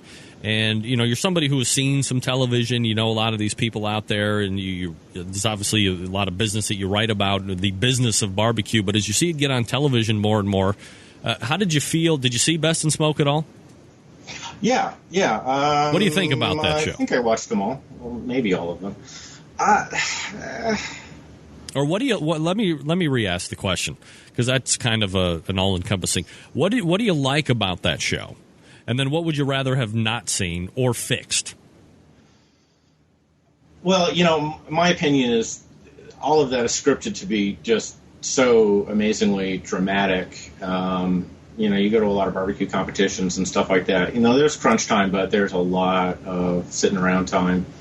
And, they try to focus it down to, emotion and intensity. And I just, it's sensationalism. And after a couple episodes, I kind of get a little bit boring. Tend to get bored with it, but yeah, I think that they're, trying to get the concept of what barbecue is out to people a little bit. It would be nice if they didn't make as many errors as they do and kind of throw out whatever, We look for, like the Iron Chef equivalent. We're going to come up with the weirdest possible thing you can smoke and then tell everyone to go out and do that. I thought, at least it was my perspective, that you have, I don't want to say that they were all great, well-known barbecue cooks. I really don't know how good of a barbecue cook that Famous Dave is, although he's had massive success in the restaurant industry. And I guess, to Amy Mills' credit last week. She said they did bring a bunch of restaurateurs together, although Chris Hart, I don't think, is necessarily known as being a restaurateur. He's definitely a very accomplished competition cook. Chris Lilly as well, just won Memphis in May. But then you had, the guys from The Shed, and you have Famous Dave. You have the guy that hated kids and cameras for all intent and purposes, Matt Lang from New York. I mean, guys that you don't see out on the circuit, and it seemed like they put them in situations, so I guess, they're barbecue guys more or less. And then it was like taking baseball guys and putting them on the basketball court, or putting basketball guys on a football court and saying, hey, do this that you never, ever do, and let's see how comfortable and weird it looks. And like you said, it seems to be overly shocking and looking for something over the top all the time. And at some point, it just has to become a little bit stale. Yeah, it does. And actually, the analogy that I would use is you take the greatest athlete in every one of the major sports and then have them do a curling competition. It's, and they're just kind of throwing people out from wherever they can grab them, and, who's going to be the most interesting. And I guess it's kind of the Survivor effect. People want to be on the show, then you do a kind of like a psych evaluation to see if they're going to go crazy during the show so that you can catch it on film. Not that, I think Chris Lilly would ever kind of go crazy on film, but, you had to put him in there because he's been, one of the great champions of all time. So, but yeah, Famous Dave is, I think, an exceptionally good businessman. But and who wants to see him run to the food truck every time? He's not going to be first ever, right? Just saying. Saying. That's just it. Let's have a barbecue champion foot race. Yeah, I mean, he snapped his stick because he's being forced to run all over the place. And then did you see a couple weeks later the Ultimate Barbecue Showdown, which was John Marcus's effort on CBS? I watched some of it. I kind of got bored and went mobile on. Didn't like it? No, I wasn't. I wasn't thrilled with it. I guess I didn't find it that interesting. Or maybe that's just me. Here's the bigger question now, because you're definitely within the industry, but there has to be a growing faction of people that have seen what barbecue on television has now looked like over the last 5 years, and a lot of it has looked kind of the same. Is there a way you can bring it across, kind of like how Pitmaster Season 1 was, where you latch onto a team and you hope they have some really good personality, and what becomes more of the show is whatever happens outside of the competition, and then each and every show, somehow that gets lumped in. You can see the pressure, and they're able to cut it and edit it and package it right, so you miss a lot of the sit around and glad hand and ass pat with everybody else while the big meats are cooking. But that's all edited down to make it seem maybe more exciting than it is, and you see if they get called or not, if they win, but then you see them pack up, and now they're fighting, and it's all reality TV show all the time right now, as it seems what's to be winning. But do you think that there's a place for barbecue with some type of a scheme like that, where you just latch onto a team, cross your fingers, and hope that they're just going to give you good television all the way around? Well, I know a lot of people are disappointed when Pitmasters, completely changed format. The fact that they had the same name was kind of funny. Yeah. But if they had done another season just like the one before, I think most people who don't know who these people are wouldn't be able to tell one episode from the next. It gets to be, kind of a challenge. I mean, that's kind of the thing about competitive barbecue. You've got people who every weekend are at competitions cooking the same thing over and over and over again. Yeah. Now, if you're into the competition barbecue, you're into the environment and the situation, then, that's great. And, it's a lot of fun to be there. Putting on television is really challenging. And I think that I've actually thought about trying to figure out how to do a TV show like that. And it is a real challenge. But isn't having teenagers having sex all the time and babies just as the same thing as it is as cooking pork butts and spare ribs every weekend? I mean, what are we proliferating out here? Well, we need more sex and barbecue. We need to have teenagers hooking up with pitmasters and having massive sex all over the place and having illegitimate kids. Exactly. That's what people want. Where is John Marcus when we have these great brain epiphanies, when we know what TV is going to be? All right. Derek Riches, bbq.about.com is his website. Be sure to check him out. Derek, I really appreciate the time tonight, and we'll look for you again next month. All right, great talking to you. Take care. There he is, Derek. Really, if you haven't taken the time to check out Derek's blog, it's really worth your while. Lots of great information, especially if you're, and we bring him on because sometimes we have some cash that's at our discretion, a little disposable income. Maybe we've been saving our pennies and we're going to be buying a new grill. Chances are that Derek has tested it, owned it, used it for a couple weeks, and then just cast it aside like teenage fathers cast aside their teenage pregnant girlfriends. Sex addicts. You go there and check it out. See what his review is. I mean, he's impartial. Now, he's saying that Napoleon is rounding out their profile and product line, which means mistake, and that Broil King has purchased the Big Steel Keg, which is the BSK 2000, which is going to be the Broil King Keg, the BKK, Broil King Keg, BKK. Yeah. So for my money, I would get that one. Save your buckets and don't bother buying that big green egg. If you can still get your hands on a Bubba Keg, look on the Craigslist. Everybody seems to, by the way, that really pisses me off, is the fact that I can go on all these internet forums like mine, which is the Barbecue Central forum, also on the very big ones like bbq-brethren.com, and thread after thread after thread. Craigslist score. I scored on Craigslist. Awesome deal on Craigslist. I got my ass licked by Craigslist. I never, ever, ever get anything. Get that free stuff out of here. I don't get it. I search and search and search Craigslist in Cleveland all the damn time, under free, under pay, under outside, under grills. There's nothing here. And perhaps that's more of a commentary on where we live. There's nothing here. There's nothing here. What is here, Rod Gray from Pellet Envy? You tell me, by the way, Rod Gray, what is here in Cleveland? Nothing. Well, all right. God, I've never found anything on Craigslist. It pisses me off when I see all these mother effers getting performers for $6 and Summit Gold 8-burner Joan Willies for $17.48 plus gas. I don't get it. I do, Huck Jr. I got to move. I got to get out of here. Got to get out of Cleveland. Our water burns, for crying out loud. I'm going to mention the fact that John Dawson of Patio Daddy-O Barbecue is going to be here in Cleveland. Yeah! John, I'm calling you out.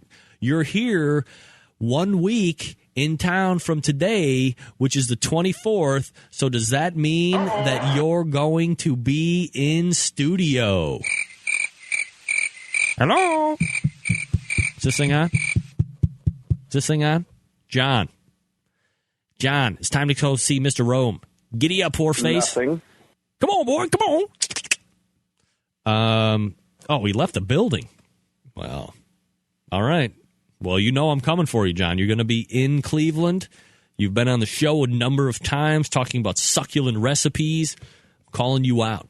I'm calling you out. You thought John lived in Cleveland. What are you talking about? You mean Cleveland, Idaho.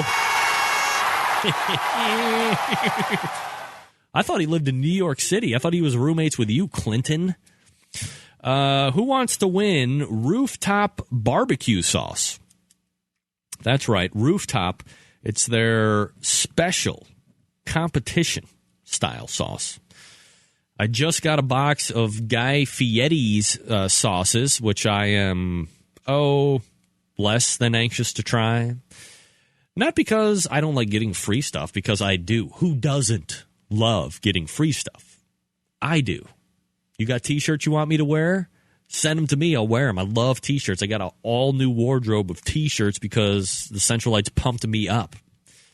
I'm not necessarily excited to try them, okay? But